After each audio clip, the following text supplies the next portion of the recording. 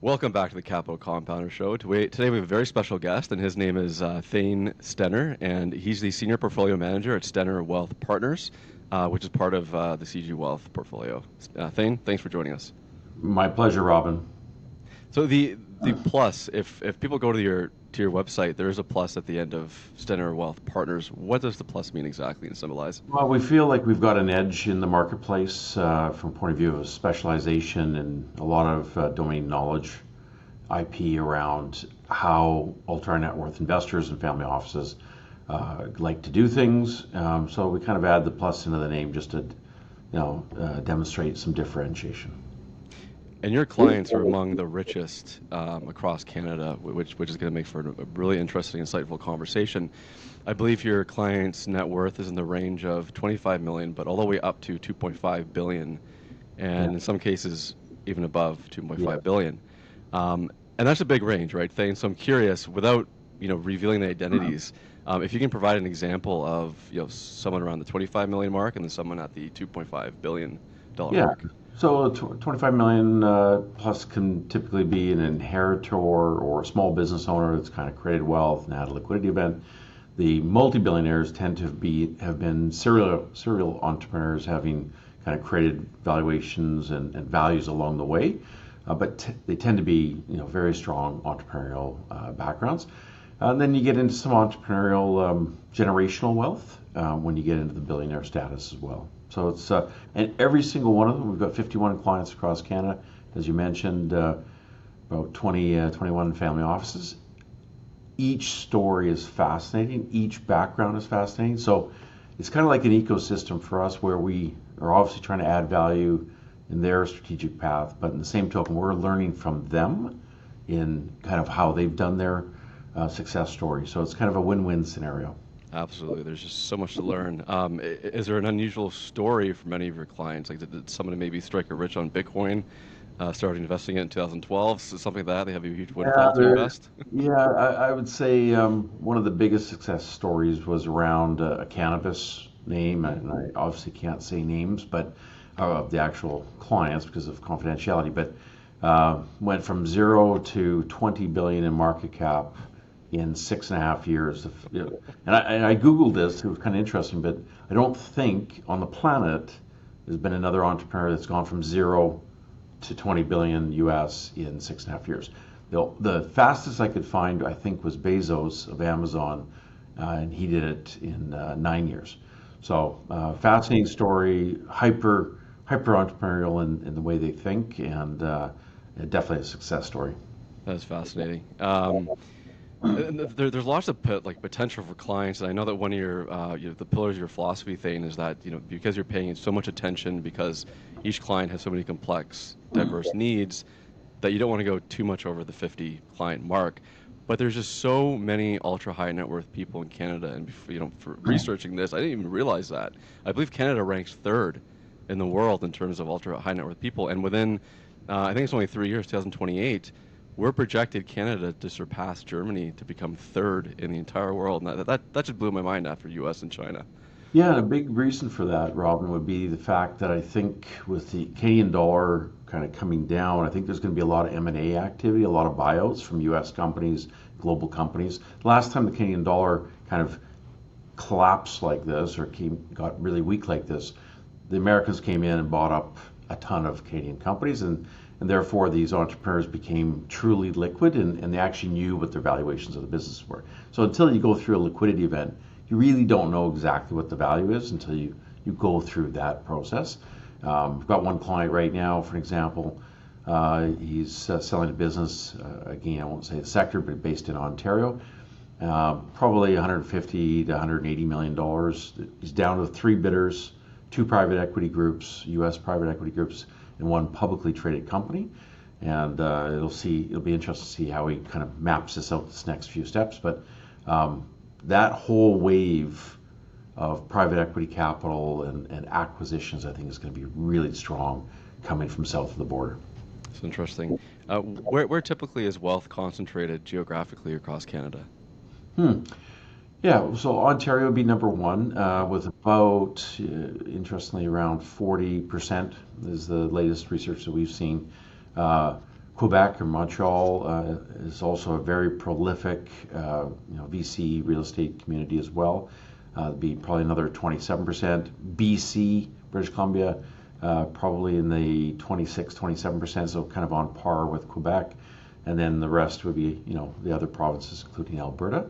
And that's been pretty consistent, based upon population, et cetera. And is this generally outside of your client portfolio? Is this generally self-made wealth, or like what would be the split between that and Yeah, inheritance? so 20 years ago, the self-made side would have been around 90%, 10% for sure.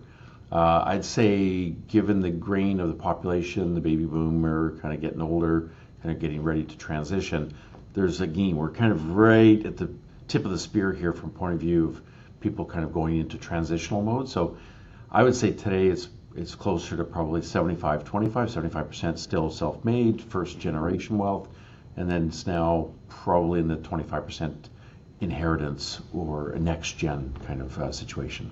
The global transfer of wealth is going to be in the trillions. It's going to be Oh, massive. yeah, and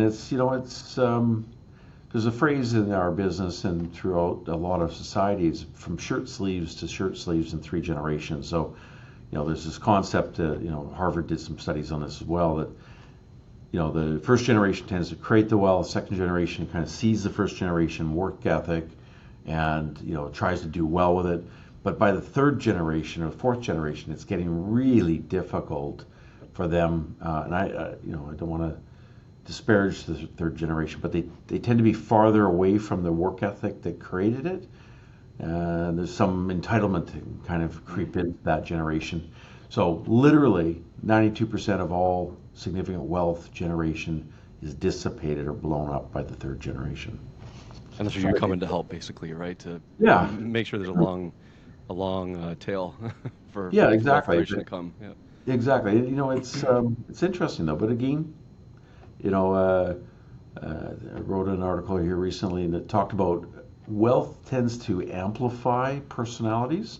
Hmm. So, if, a lot of our clients, very generous with their families, very generous with their communities philanthropically, and, the wealthier they get, kind of the more generous that they get.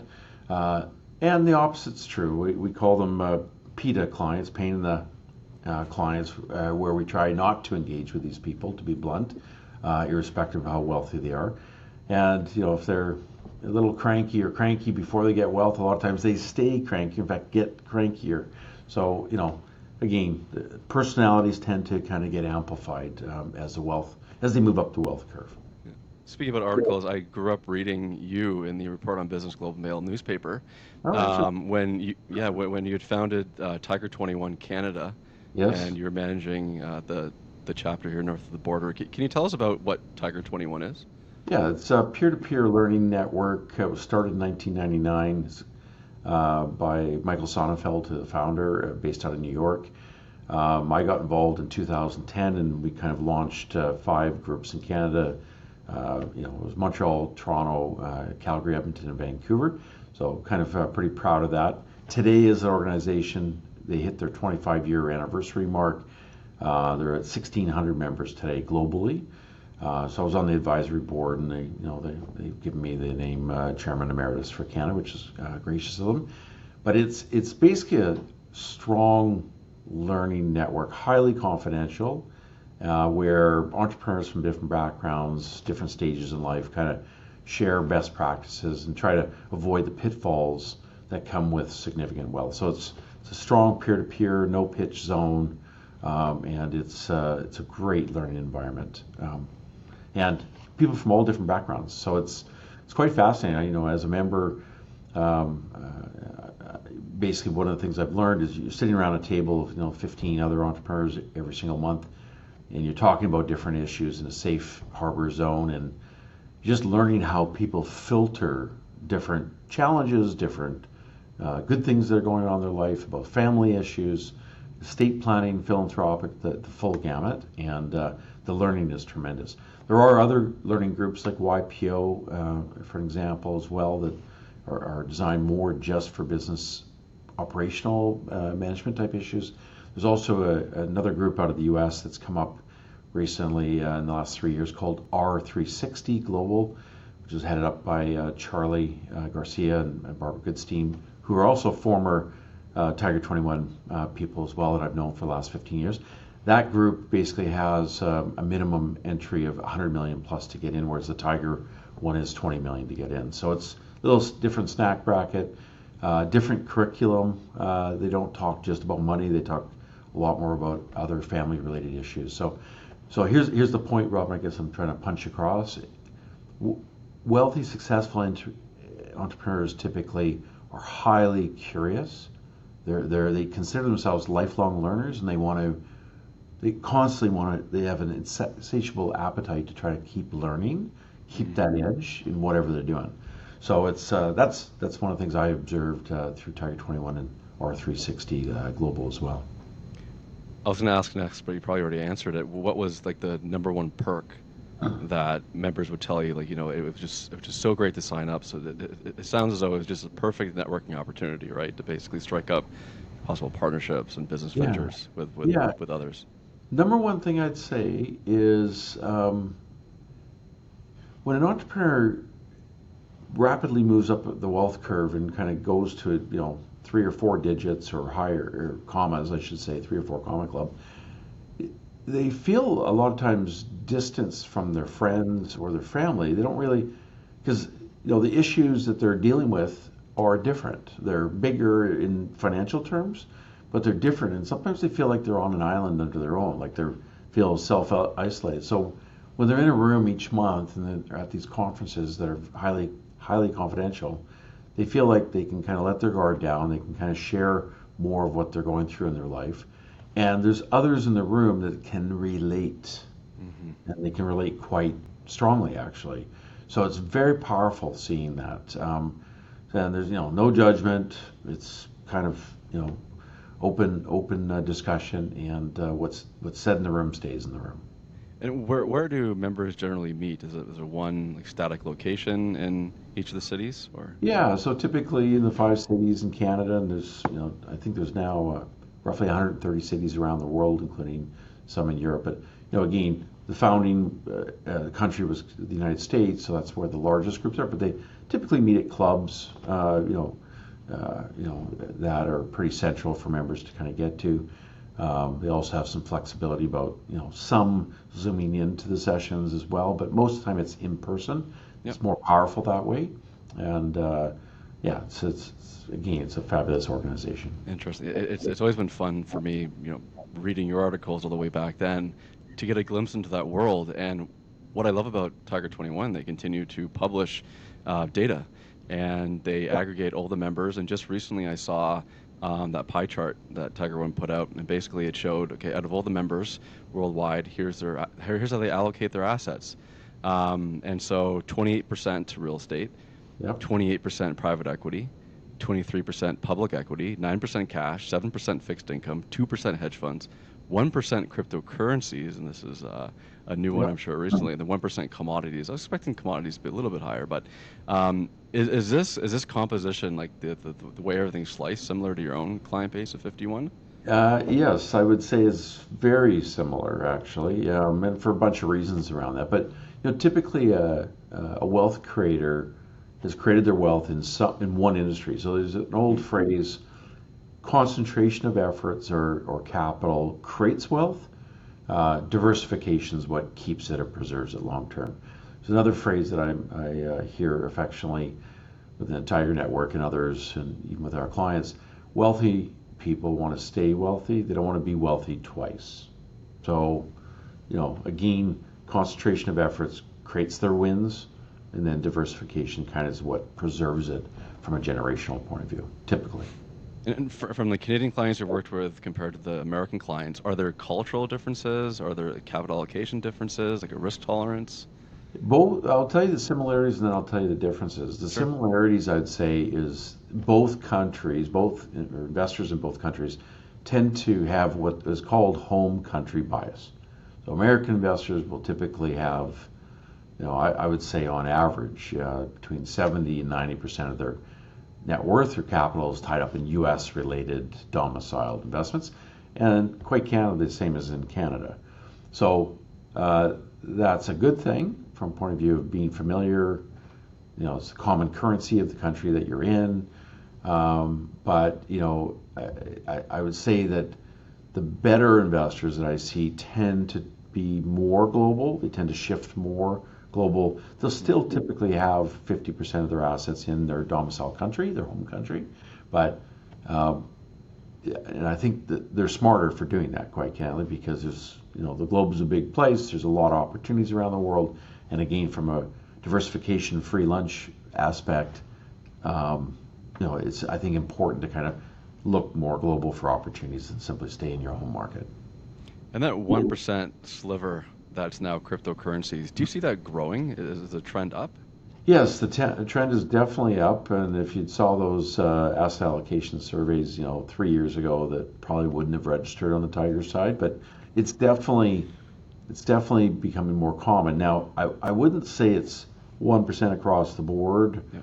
I would say there's pockets of those members that have much higher than 1%, and that kind of on average averages out. So when Tiger does that quarterly asset allocation report, which again is very insightful, they do so in the rooms where they ask their members on a no-names basis, completely confidential, to submit their asset mix. So that aggregate number that comes out each quarter is, again, hyper confidential, and it's anonymous. So I think members feel quite comfortable then sharing their asset mix, even in the room, kind of compiling that. And they also get, as part of the membership, they get this asset allocation report as a member on a regular basis, which kind of helps guide them in their path themselves. And has that mix where the biggest piece of the pie is real estate, private equity, which I assume includes venture capital as well as private businesses? Yes. And then public equity. Has that evolved over the 25 years you've been in the business, or has that generally stayed the same? Yeah, I would say the real estate used to be a bit higher, used to be in the 30 to 35% range, but come down. Was that pre-financial crisis? Was that a result yes, of? yes, Oh, okay. for sure. And that's why, especially in the last 3 to 5 years, COVID, post-COVID, a lot of the real estate investors kind of been hit a bit, hence the asset mix has kind of come down. And quite candidly, as interest rates kind of rapidly rose over the last 3 years and have leveled off and started to come down, the public equity would have been higher, probably would have been closer to 30% as well. So that's kind of trimmed back. And this blossoming area of private equity and venture capital has definitely grown. That would have been, probably 25 years ago, that would have been 15 to 17%. So it's had a good move up in the asset mix overall. The cash weighting right now is 9%. Historically, it's been closer to 11 to 12%, but recently, members have been putting capital to work, and I guess they're viewing things as an opportunity. I would say, in fact, I've got an article coming out tomorrow on this in the Canadian Family Office about, I would say folks right now are overweighted in U.S. equities in general. And valuations there, and we can talk a lot about this if you want. I can point to a lot of different things to say, U.S.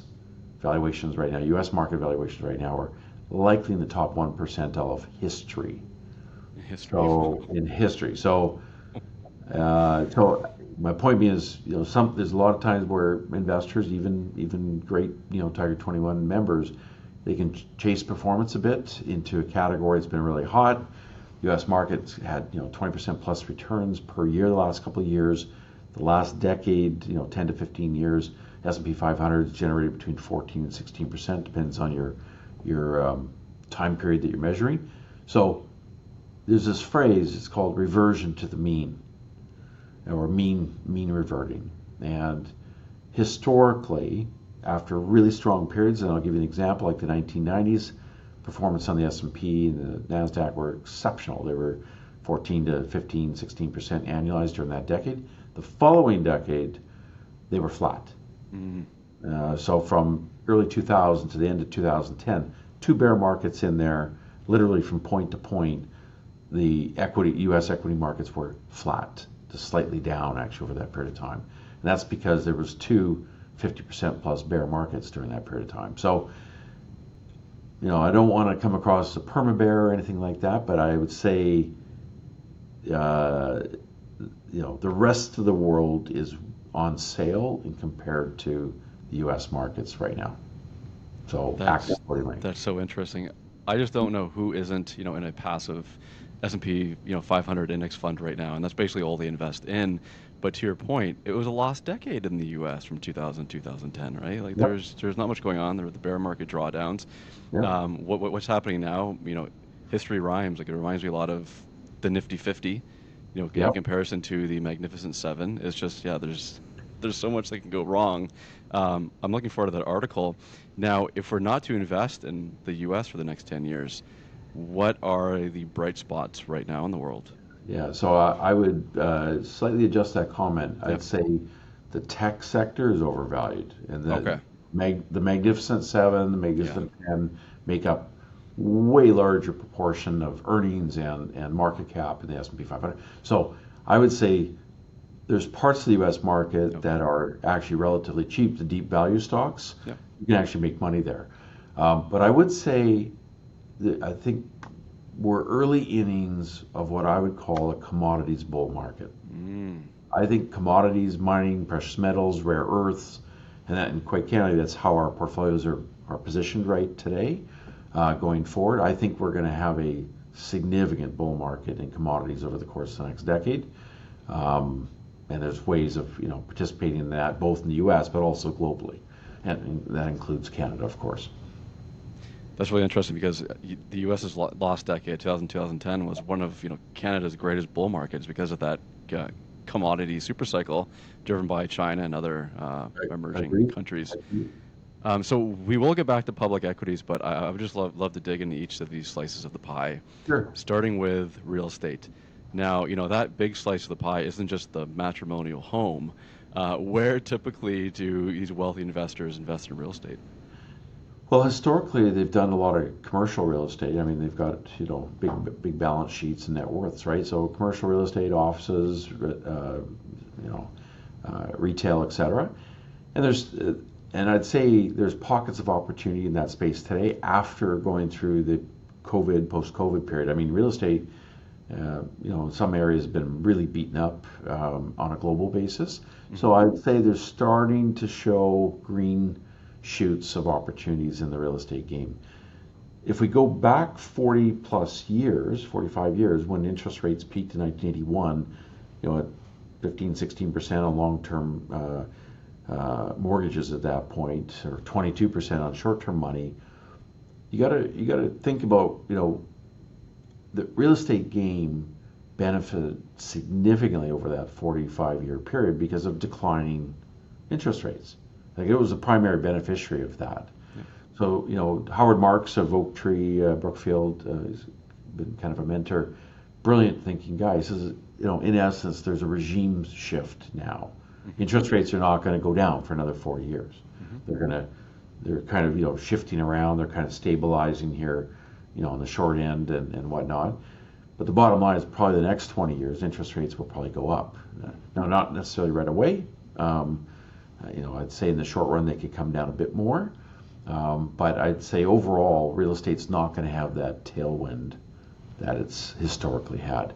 Here in Canada, since we're talking about residential, I don't think we're out of the woods in residential. One of the things I've seen the last 12 months is spikes in insolvencies, spikes in bankruptcies, spikes in creditor proposals. Our research is pointing to us that things are accelerating actually to the downside in this area right now. And in fact, the latest stats very recently are actually speaking to that. So, credit card debt is showing,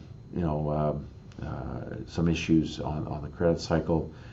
You've got this tariff issue that's taking place. And, the most recent stats I saw this literally yesterday, Canada is the highest debt to GDP ratio of any of the G20 countries. We're at over 100%. That's scary. Yeah, it is scary. And on a household basis, we're about 70% higher than the Americans. And the Americans When has that feel ever happened in history? there has been this, some of the countries I'm going to mention, you're going to go, okay, really, that makes sense. Venezuela, Argentina. There has been other crazy spikes. Japan, Hmm. Japan had a major spike similar to what we've gone or going through right now, and they peaked in 1989 and proceeded the following 20 years, 10 years to 20 years, have their real estate drop by 70 to 80%, and their markets drop by about the same.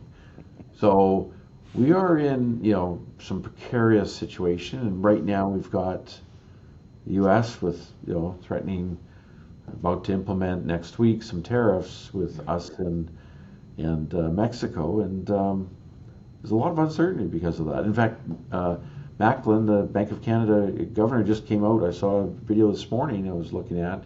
He's saying, basically, for somebody that's supposed to be uh, careful and cautious with his words, I don't want to say he was alarmist, but that's probably the most vocal I've seen him as a Bank of Canada governor or official talking about this sharp edge that we may be on right now.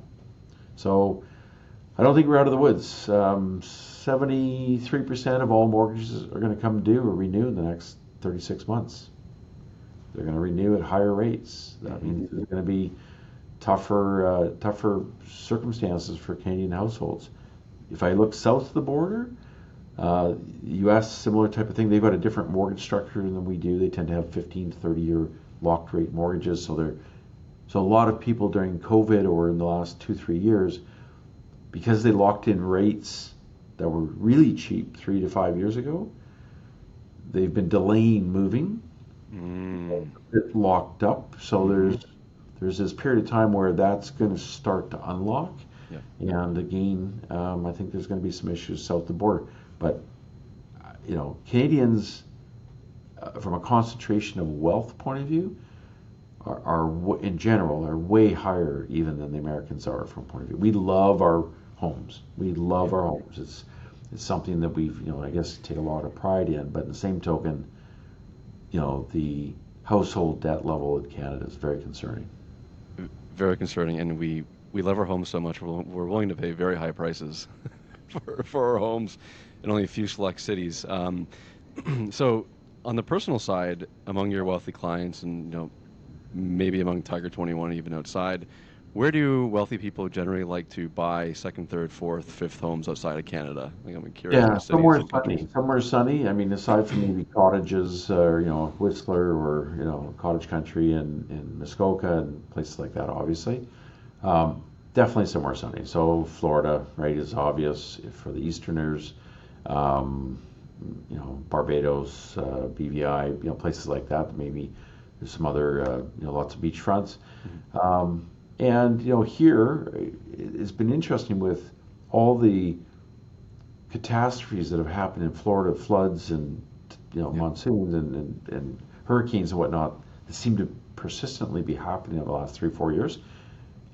There's been a shifting to California, even from the Easterners. So Palm Springs, Palm Desert, has definitely had a renaissance, an increase in value. Obviously, California is a popular place. Hawaii is obviously one. Cabo is a very popular place for Canadians at this point now. It's kind of come a long ways from point of view of its amenities and the real estate development there. So, somewhere sunny. And a little bit into Europe, obviously, but again, I find they tend to just go to hotels or resorts in the Europe side of things. It's a quicker flight, right? Just to go down south, exactly. Yeah. So back to the public equity slice and home base bias. I'd love to know, how do wealthy Canadians invest in the stock market in Canada? Like what sectors are there trends? So banks. My wife works for a bank, and I can't disclose which, but she's worked for a bank for a long time. So Canadians love their banks, right? They're historically been very solid, safe, secure institutions. So bank stocks are a very popular area of investment. I would, I would say how they're doing it. The ETF trend, the passive ETF trend has taken root in Canada, just like it has in the U.S., where more than something the tune that I saw in the latest research was roughly 80% of all flows are going into passive ETFs versus active managers. So that's been pretty persistent the last decade. I'd say it's accelerated. There's some problems with that, though. There's some problems with that in that, if we do have a bear market or a major corrective phase here in the next 1 or 2 years, which I think is probably coming, there'll be some, there's been some indiscriminate buying on the way up, i.e. you buy an ETF, you're buying everything, right? Yep. Good, bad, and ugly, you're buying everything. And if people start to panic and sell, they're going to be selling everything, the good, bad, and the ugly. Yep. So the structure itself has been really good in a bull market move, long-term phase like this. But in a bear market, I'd say active management is going to be, the tide is going to turn. I think active managers are actually going to finally actually outperform kind of the passive side. But generally with our clients, we use a combination of active and passive. Yeah. Aside from the benefits that come from the agility of an active manager, how else do you help prepare your clients for a potential downturn? Well, we demonstrate to them, first of all, how diversified they are. And second, we also show them some hedging techniques and hedging things that we put on the portfolio. So like this week, like last year, our global absolute return ETF discretionary mandate, which uses ETFs globally for the most part, did 17%. It had about 1/3 of the volatility of the S&P 500 and NASDAQ, so we're pretty proud of. So, we've got certain hedges on right now, things that make money actually when the markets go down. But secondly, commodities are showing some surprising strength right now. So this kind of reminds me of a period, early 2000, late 99, early 2000, when the prior 5 years, the tech market had soared, had averaged like 20% plus gains. Commodities leading up to that period of time, the prior 5-year time, and REITs, real estate stuff, were both in the doldrums and both had gone down around 45%. Well, that reverted. That reverted. So you had a NASDAQ meltdown, roughly 90%. You had the markets come down close to 50% overall.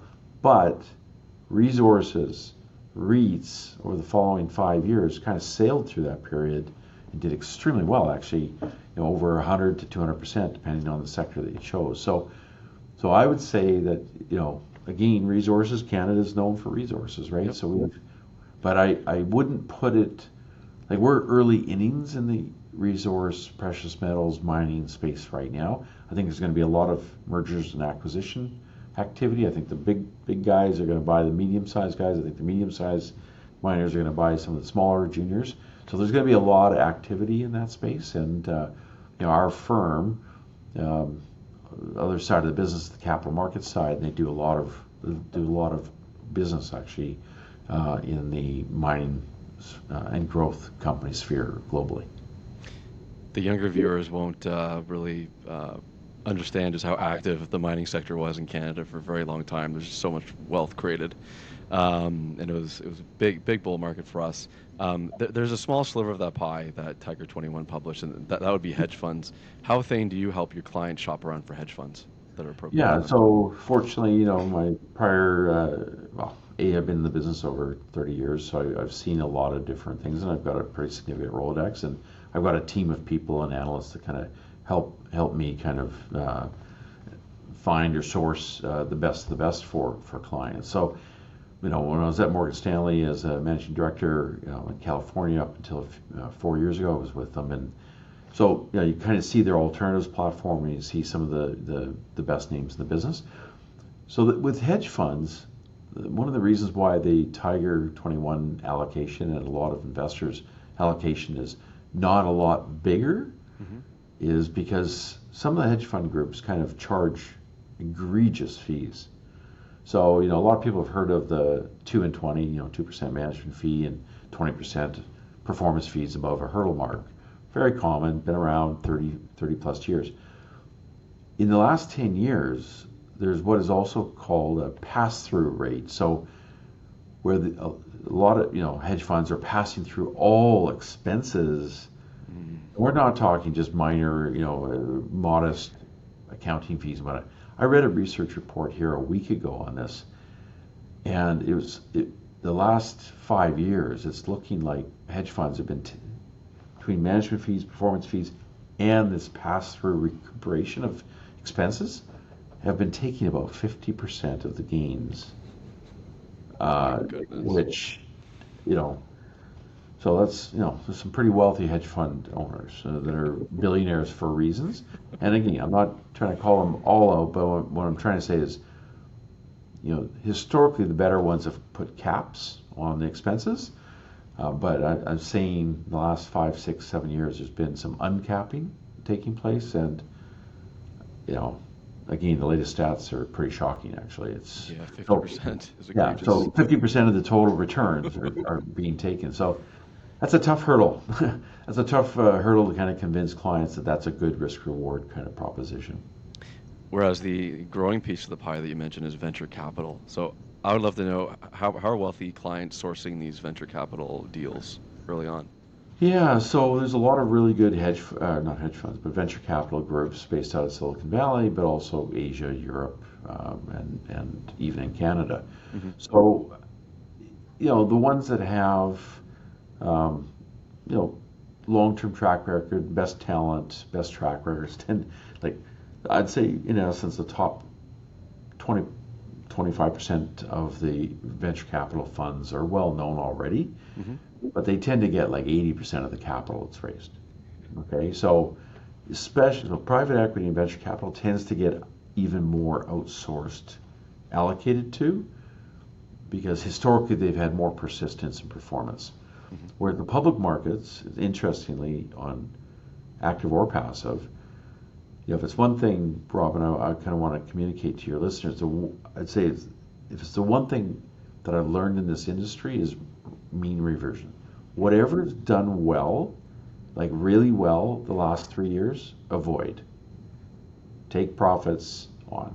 Whatever's done really poorly, that's the area to actually go hunting for opportunities, right? The whole saying, buy low, sell high. Well, most people chase performance. Most people want to try to buy after a manager's done really well the last 3 years. And the evidence, the research evidence demonstrates this. It's chasing performance, and the persistence in the capital markets of managers that stay in the top quartile, literally the top quartile over a 3-year time frame, it's something like an 80% probability that they're in the bottom half of their peer group the next 3 years. So this is something I've seen, I've observed, I've just noted with actual capital allocation. I've allocated capital, billions of dollars worth of capital over my career, and it's difficult for people to do because it requires some faith that things are going to turn around. So I'll give you one example. One of the things we just recently purchased is a dry bulk shipping ETF. Mm-hmm. And I said, okay, why did you do that thing? Why did your group do that? Well, first of all, it was down around 70% from its peak a couple of years ago. So we're starting to buy cheap, right? It's kind of out of favor. A lot of investors have exited the space, but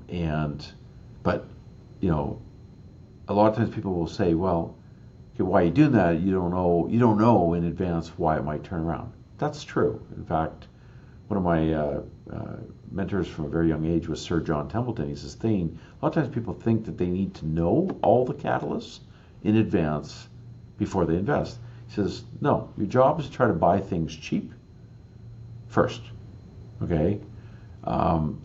If you buy cheap enough after periods of massive underperformance in different sectors or even different managers, it doesn't guarantee that there's no more downside, but what it does guarantee is you're probably on a risk-adjusted basis closer to a recovery phase. So if you buy cheap, like in our situation, we'll typically buy a sector 2, 3, 4 times to get to our position. We won't just buy it once, we'll buy it in chunks. You have a position, then you wait for a catalyst, or you wait for multiple catalysts, and sure enough, they come along, and sometimes they're known catalysts, other times they're not known. Things come out of the blue, and you kind of go, okay, that should have been obvious, but it wasn't. And conversely, if things have done really well, everybody kind of gets on the momentum train, and like right now, tech, right? That tech is a significant thing. Well, tech, makes up, just like you said earlier, the Nifty 50, like the top 10 makes up something like 35% of all the earnings of the S&P 500 right now. The U.S. market has outperformed because of the tech titans in there, the Magnificent 7 or 10. But there's been so much money invested in AI and so it's going to be extremely difficult to live up to expectations over the next 2-3 years on earnings for the tech companies, in my opinion. And I think that just leads to a potential cratering in the tech area. So capital will rotate. They'll say, okay, yeah, we've got to try to find, institutional capital has to find places to put money. And then they'll start saying, okay, tech's not going to be the play for a while. What's cheap right now? And then they'll start showing up, in the places like Commodities and things like that, in my opinion. That's an outstanding lesson. I had no idea, Thane. So your mentor was Sir John Templeton. Yeah, I got to my father was a financial advisor for almost 50 years. So when I was in my teens, I got to meet him for the first time, and I probably met him 45 times. And it was always fascinating. He's a highly disciplined fellow. And I remember being at his home office in Bahamas. First of all, his compound was, like his home compound was right next door, and his yacht was sitting there in the beautiful skies. And he walked around in this very relaxed, I don't want to say pajamas, but very relaxed outfit, wood floors, slippers. Okay, so he's very comfortable, very calm, research reports everywhere. And I remember him saying to me, he goes, he worked in New York for 1 year, absolutely hated it because it was so much herd mentality. He couldn't stay focused, so he goes, and then he transitioned to London, England for a while. That was a little bit less herd thinking. Then he eventually kind of transitioned to working out of the Bahamas. And he goes, I look out at the ocean, calm. Everybody else may be losing their head on a day that the markets are down. 1987 crash happened. Markets are down 23% in a day, or roughly in a week, I suppose. And he goes, no, I know these companies our team's going to buy. He also shared something with me about how rotation, this has probably stuck with me in throughout my career. There was 3 times, he told me there's 3 times that him and his 2 business partners almost wrapped up their shop, gave investors back their capital. And he walked me through each scenario, and he goes, there were always during bear markets. Markets are down, 45 to 60%. They've done better as value investors, but they're still down. Their investors are fleeing from their portfolios, redeeming them en masse. Institutional investors are hiding out. They're getting shrinkage of their asset base, because of markets going down and clients leaving. And all 3 times he says, we came to the conclusion, you know what, we're going to ride this out. And once we get back to the high water mark, we'll consider giving capital back at that point. We'll just kind of call it a day. All 3 times they did it. All 3 times the markets rallied very strongly. And they went on to being bigger and bigger and bigger over a period of time. But even the most disciplined investors second guess themselves at different points in time in history. I just found it, humbling, because he was admitting, he says, when things get bad and people don't want to give you money. So here's what I took away from that. You want to get to know really good money managers, if on the active side, or sectors that you want to deploy capital to at some point, but wait for them to stumble. Because every great manager, every great sector stumbles at points. Mm-hmm. But you got to have done your research in advance and be willing to deploy at that point. So what's the environment like when a great manager, active manager or sectors are on sale? What is the environment like, Robin? What do you think? It's just like everyone's fleeing basically, right? That's probably the best environment to invest at all Right. times. But then you're even second guessing yourself at that time, like John Correct. Templeton did on 3 Correct. occasions. Correct. So my point is sentiment will be negative. Yeah. Newspaper headlines or online headlines will be negative. Yep. They'll be the world is ending. Yep. Warren Buffett. Okay, here's another one. Warren Buffett, in the literally last 32 years, there's been 4 times in which I've read in the Globe and Mail report on business, 3 of the headers were identical. Okay, and here's what you get. Here's arguably one of the best investors of all time. Yep. Right, 60-year track record, and the header each time verbatim was, "Has Warren lost his touch?" Every time. No, I'm not joking you. Globe and Mail, The Economist, Business News, Wall Street Journal, you name it. Every single time Berkshire has gone down in value, 45 to 60% in value, that header pops up, and I kind of go, okay, we're getting close to the bottom now. It's a sign. It's a Yeah. contrarian sign. Never question the GOAT, right? The greatest of all Yeah, time. And when you do, exactly. that's when you invest. I agree. Well, and let me give you an example of the last 35 years. When I first heard of Berkshire Hathaway stock, it was around $6,000 a share. Today Which it's is so around, cheap today. well, it's $720,000. It's had 120x Yeah. return, and so who's proven that they were right, right? Yeah. At the end of the day. Time and And time again. so here's another thing. He's got record cash right now. He claims not to be a market timer. The guy somehow, his team, somehow always raises significant levels of cash before some bad event happens in the markets to be ready. And right now they've got, about $350 billion worth of assets in cash, in money, treasury. Phenomenal. So that is the record high. That is the record high. So one area I'm noting I just read his annual report here this last week. It came out on the weekend. He states in there that they've started legging in the last 2 years, last 6 years, but the last 2 years meaningfully into Japanese equities. So guess what? In the last couple of years, we've been making some money in the Japanese market. And I actually think the Japanese market will be a very good market over the course of the next 10. So there's an example of rest of world. There are pockets. You just have to be smart about how you access them. Staying on Buffett, what does your intuition say, Thane, about? Well, he tried to orchestrate his own swan song, basically. Like he's, at the end of his amazing career in life. Will that be in the form of a very big mega private acquisition? What do you think will happen? Well, yeah. So first of all, I don't think it's possible for Berkshire Hathaway to go private. It's too big. It's approaching or approximately $8 trillion in size. Yeah. Do I think that it's possible that they could sell off pieces in order to create bigger? Yes, I do. I think that is a possibility. I'd put it at 30%. However, reading his latest chairman's letter, just literally this last week,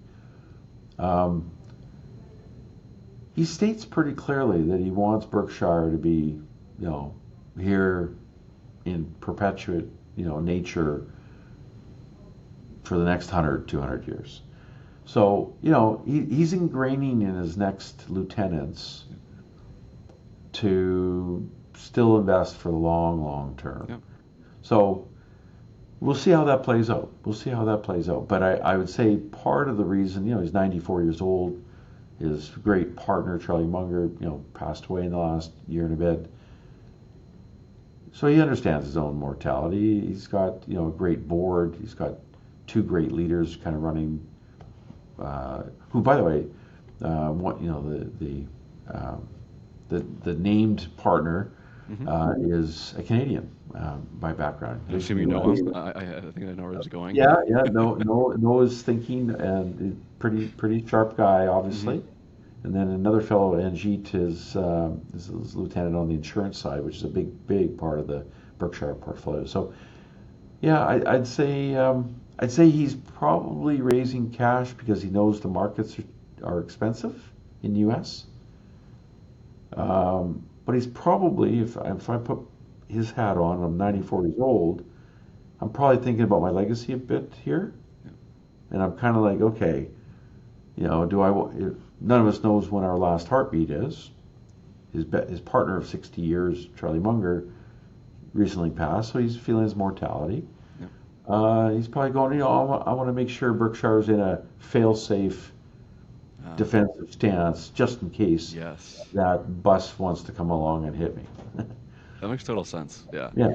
And that's the greatest defense, having 300 billion plus, and it just keeps on growing that cash pile. Yep. Exactly. So the going back to the pie from Tiger 21, that again, that small sliver, which is 1% in commodities, are these like physical gold and silver bullion, or are people investing through ETFs? Yeah, I would say it's probably more actual physical commodity. That's how they define like gold bars, gold coins, and obviously Bitcoin is not considered per se a commodity. There's lots of debates around, is Bitcoin a security? Is it a currency? What is it exactly? And we've got some clients that own or have owned some considerable positions in Bitcoin. But I will admit something to your listeners here that, when I get asked about Bitcoin, I honestly don't know how to analyze it. Okay, like, everybody talks about the blockchain and technology behind it, and there's other coins though, and clearly Bitcoin has gone to another level with the major players like BlackRock or iShares, and some of the major players kind of coming up with these Bitcoin portfolios and ETFs. I mean, the fastest launch of an ETF in history is the iShares Bitcoin. BlackRock, like massive. So it's clearly gaining adoption.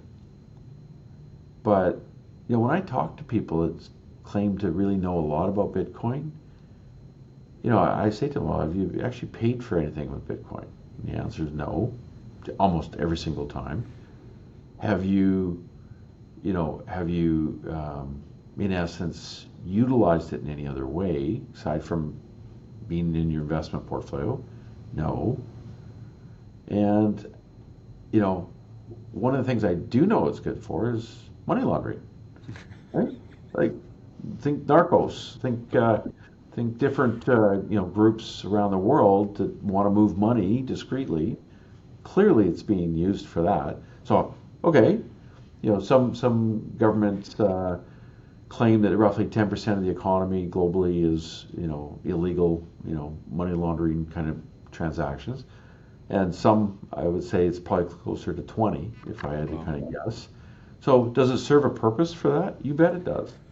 So, okay, I can understand that. I can understand that usage.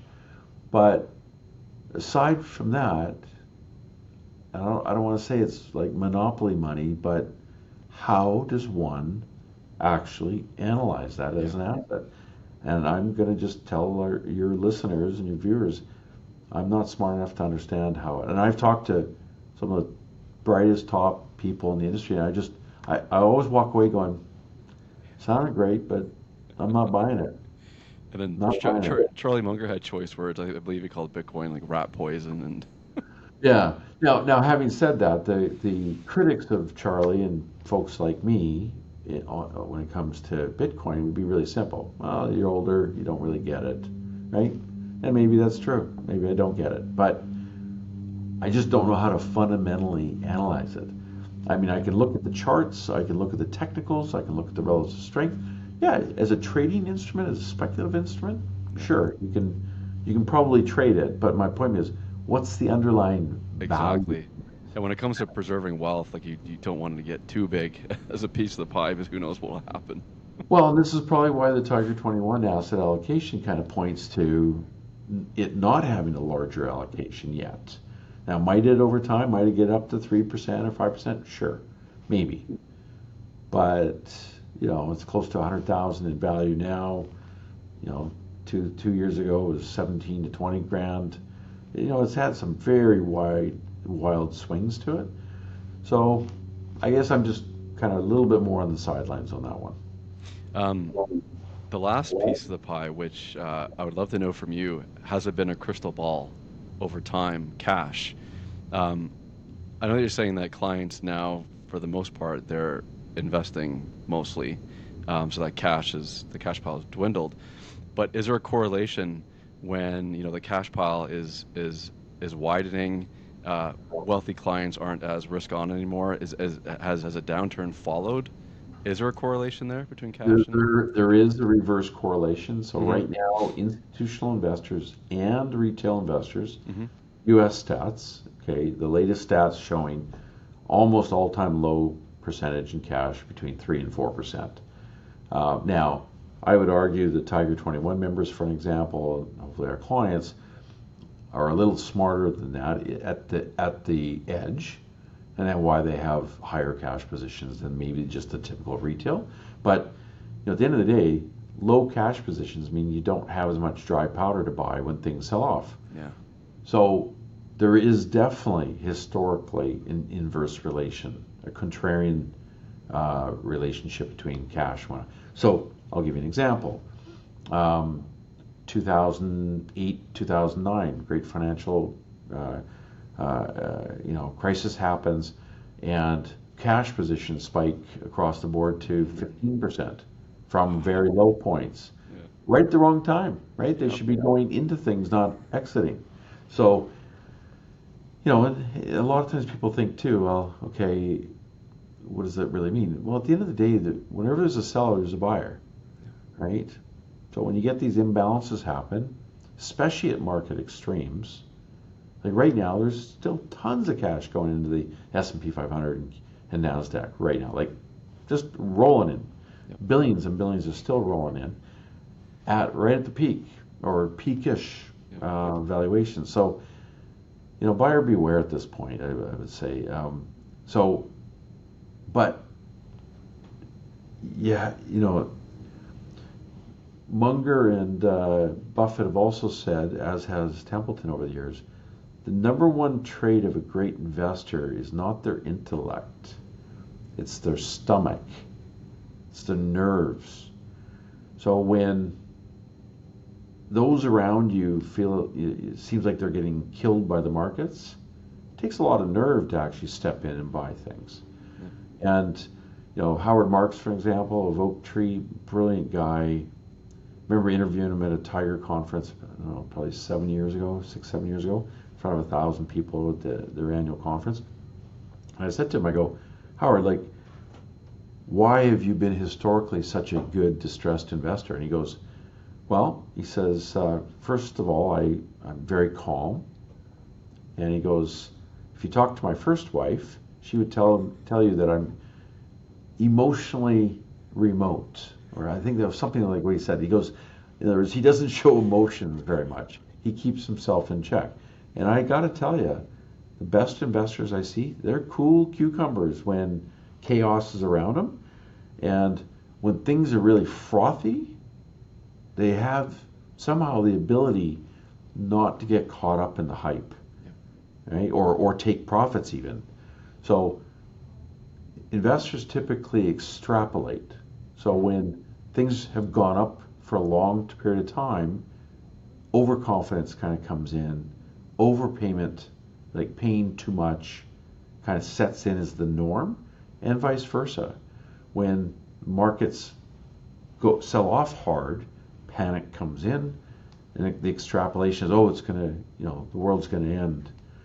And I'll come back to another quote that Sir John Templeton told me.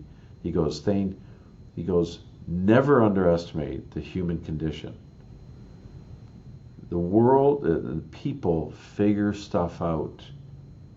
So no matter how bad it gets in the markets, they figure out the problems. So he says it may take a year, it may take 2 years before things bottom, before the the sky starts to open again, the sun starts to come out. But he goes, if you buy high quality things, he goes, it was quite fascinating. It always rang true when I heard him say it. He goes, humankind figures out issues, right? And you think about it, we just came through COVID, a once in 100-year event, right? It was pretty dramatic, like global lockdown, right? Millions of people killed or died from it. So, I kind of was reminded by that as we were going through this, is it will be better someday, right? So he said one thing, and I want this to resonate. He would say, life and investing always, the optimist always wins. Always. To be a bear on the future of humanity, he goes, does not win. Just look at history. I love that. Not I absolutely love it. Yeah. That's awesome. Thanks for sharing that. You're welcome. The final piece of the pie, which I'm curious about, it's always labeled other or miscellaneous. Is that just basically artwork? Like, what goes in that bucket? Yeah. Artwork, passions, like yachts and private jets, stuff like that. Interesting. Tends to be kind of thrown into that bucket, or things that you just simply don't want to take the time to kind of break out from the overall asset mix. I don't want to say it's laziness, but that's kind of generally what kind of goes into that bucket. It's just personal items of passion or interest, and art would be in there, but so would yachts and private jets and stuff like that. Interesting. Just because of the values of some of these things. I'm sure at the top of clients' lists are tax strategies. Obviously, with so many capital gains at stake, and especially with, I don't know if it's an ongoing threat right now. I wonder if it was completely walked back, the raise in capital gains, and you would know far more than I do. How do clients think about that, about taxes? Well, basically, the Canadian government got billions of dollars worth of taxes from a lot of people trying to maneuver before the rules were going to come Ridiculous. in, and now they've rolled it back. And I would hazard a guess that if it's a conservative government win in Canada coming up this year, if that occurs, that the government won't put that into place in January 1st of 2026. That would be my best guess on it. So number one expense for wealthy investors and family offices is taxes. It's not fees, it's taxes. So wealthier people tend to be more tax aware, and their advisors should be as well, for that matter. So historically, whenever government has raised taxes on capital gains rates too high, it kills motivation to deploy capital, risk capital into businesses and industries and whatnot. And it actually tends to, in some cases, flee the country and go elsewhere for opportunities. So I think, Canada, we're at a precipice here in many ways. The level of debt, as a government, level of debt that's on household balance sheets, level of debt corporately in some cases is extremely high right now. So there's got to be something done about this. There's got to be a sea change done. And I hate to say it, but we got to, at the end of the day, we got to take our medicine. Like there's no, you just can't print all the money without it being inflationary, without it being really bad for our overall sovereign nation. And I say this for the U.S. as well. U.S. they're bumping up against their cap here in this month. They're coming up in March. I think it's one of the reasons why Trump and Musk are kind of taking a machete to some of what they deem as waste in government entities or institutions. So, and they're trying to do it early. Bottom line is we're not going to easily get out of this without some challenging, tough decisions to be made. And politicians historically have not had the appetite or the stomach to make the right call. So I think what Trump's doing is, at the end of the day, I think he's trying to, him and Musk are trying to make the really tough choices now, try to get it, give the tough pills now, so that for the midterm elections that they still, can vote back in the Republicans for the next term. And Trump's not, Trump can't get back in again, right? So he's going to be a second term and done. Even if he wants to, yeah. Yeah, even if he wants to, right? But yeah, we're interesting times. Interesting times. There has to be some tough medicine coming for us to get out of this. You just can't keep doing the path of spend over the last decade or two. Absolutely, and it does not help there's such a contrast in the U.S.'s position now and in Canada's household debt and lots of other problems, the current administration. Yeah. What did you think about Trump's announcement the other day? It seems like he's kicking us while we're down on the gold card. $5 million will basically grant you access to the U.S. Is this something that you think wealthy clients will jump on? Yeah, there potentially could be that. It's for a green card with a path to citizenship. Yeah. Now, let me also point out something here. A big stumbling block to that is estate taxes. Like I've worked in the U.S. before. I've been a green card holder. I've had to change my own estate planning from Canada tax, where there's no estate tax. There's probate, which is minor, 1.5 to 1.7%. In the U.S., it's 40% plus.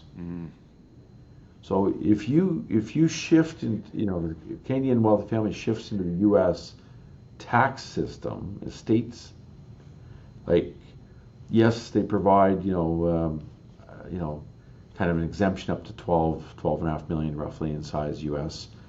But if you're above that, you're an ultra high net worth investor, you're a billionaire or 100 millionaire or 50 millionaire, you're putting yourself in the crosshairs of the IRS. And I'm telling you that so not only while you're living are there taxes, right, that can be high in California, they're lower obviously in Florida and Nevada and Texas, but that's a whole different enchilada from a point of view of the state. Like 40%, that's whereas right now we've got maybe 1 to 2%, in probate. That's a big delta. So I will give you another comment that I've come up with in the last 6 weeks, and I haven't heard this anywhere. I don't want to come across as unpatriotic, but I have worked and lived, done university studies in the U.S. for about 8.5, 9 years of my life. And there's a lot of great things in the U.S., okay? But there's a lot of great things in Canada as well. And, if, Trump kind of plays around with this comment about us becoming the 51st state, and I know we're getting some patriotic boost right now. People are buying flags and kind of saying, no, it's not going to happen. But the reality is we trade with the U.S. already, right? We're like 80% dependent upon the U.S. economy already.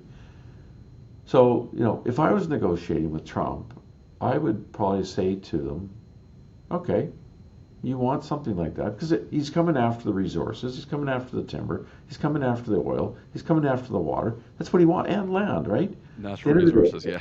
and U.S. companies are going to be buying our Canadian companies here with the Canadian dollar so weak. So what would it take to consider that?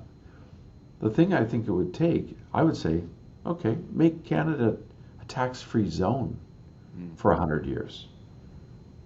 You want us to be a state, 51st state of the United States? Think about that. And we, rebrand North America, right? Instead of Canada. And I know this may come across as sacrilege a little bit, but my point being is, think about if that was negotiated or if that was on the table. Say, okay, all Canadians, you have a tax-free zone, no taxes for the next 100 years. Literally. Yeah, like who would say no to that? Like, that would be an amazing proposition. Well, I'm telling you, I'd probably put my hand up. I'd kind of go for my, I got 3 kids and got grandkids and stuff. So it's like, you could get a lot of compounding and a lot of Yeah. growth and generational wealth created by that. And, again, I know that's going to come across as sacrilege to some people or non-patriotic, but we're already trading 80% with them. They're already providing the cover from point of view, military point of view, really, because Yeah. right, they're spending the money. So you make it kind of a tax-free zone. Like I'm just telling you, like that conceptually, everything has a dollar price, Yeah.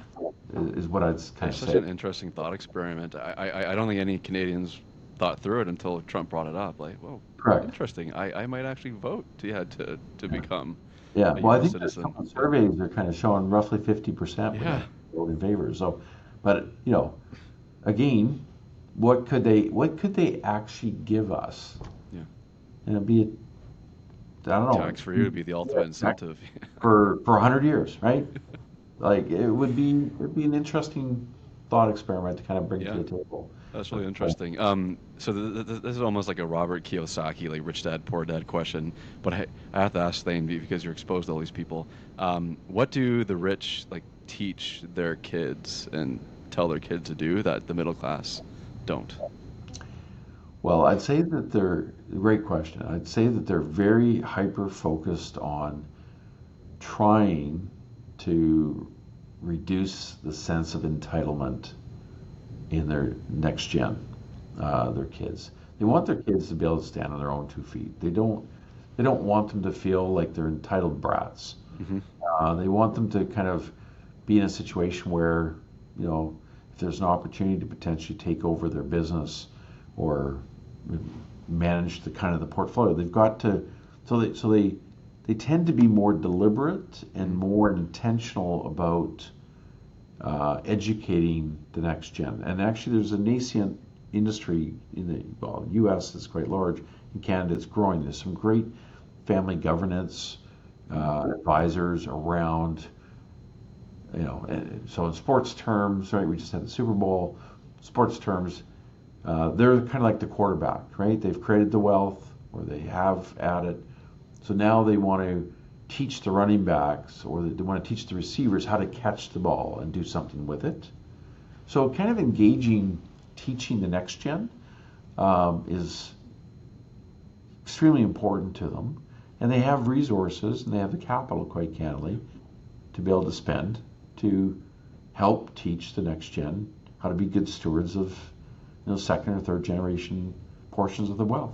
Because it's a big Interesting. responsibility, right? At the end Yeah. of the day, if you're an inheritor in this country and you get, 10, 50, 200 million, 500 million, $1 billion kind of transition to you over time, people might say, well, whatever, that's first world problems, or top 1/10 of 1% problems. Yeah, it is, but it still is complex. There's complexities Yes. that come with it, um, and how do you navigate that? And that's why groups like Tiger 21 or R360 Global, for example, provide a forum where people can actually discuss these things, and they're similar enough in net worth that you kind of know. This is the constant learning part. They kind of know. Okay, I've got to. I know there's others that have kind of gone through this before me, Hmm. so it helps from a learning path and curve point of view. That's interesting. And staying on this topic, and a fun question, I believe you have grandkids, and for Yep. their RESPs, how do you recommend your kids invest your grandkids' money there? Well, so two things come to mind. One is I like to try to find out from my kids as adults what their interests are Yeah. and what areas that they feel will be growth oriented industries over time. And so, they all have different interests, and so because of that, I typically would kind of recommend an ETF of some sort because it's easy to get purchased. You get diversification right away. I would generally not recommend individual stocks. Hmm. I did some individual stocks for my kids when they were growing up, and it turned out pretty good. But I'd say diversification. That kind of teaches them right out of the gate diversification. Yep. But is one in healthcare. Like for example, my eldest daughter, she's a family therapist, and she knows. So maybe there's a healthcare ETF that she might like, right, for the next gen. She's got two young kids. The second thing I would strongly teach them, and it's really a simple concept, and the wealthy barber David Chilton kind of came up with this, and I've known David for about 30 years, and that is dollar cost average. Do it every single month, put it on autopilot, just invest a certain amount, and you'll be amazed. And by doing that, they're buying less shares on the way up if it's a set amount. They're buying more shares on the way down when things are undervalued. But they just automatically do it. Just automate that as much as you can. Take the emotions away. It's a beautiful thing, and yeah, like you're investing through every cycle, which is so important. Yep. Last and final question: your favorite investing books of all time? Okay. There's a lot of books I've read. That's a tough one. Yeah. What I'll do is I'll give you just some basic authors. So Howard Marks. Yep. Howard Marks. He's published some memos that are online that you can read if you have a attention deficit that you can only maybe read for half hour versus a full book. But he's written a couple like classics. And I'm going to butcher the titles, so I'm not going to give, but just online, Howard Marks. Anything that guy writes, you want to study.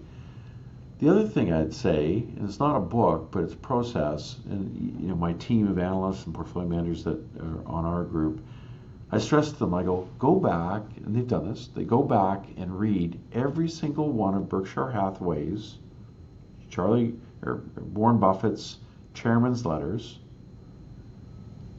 since inception. It's now 60 years. So like the last weekend I read, as I do when they come out, and the wittiness and the tidbits and the subtle nuances of things that he highlights.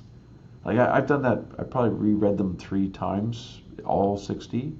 Not the last one because I just got it, but my point being is, just let that soak in. Let that soak into, here is one of arguably the best investor of all time, and you get into his mindset as to how he looks at things, and he's brilliant.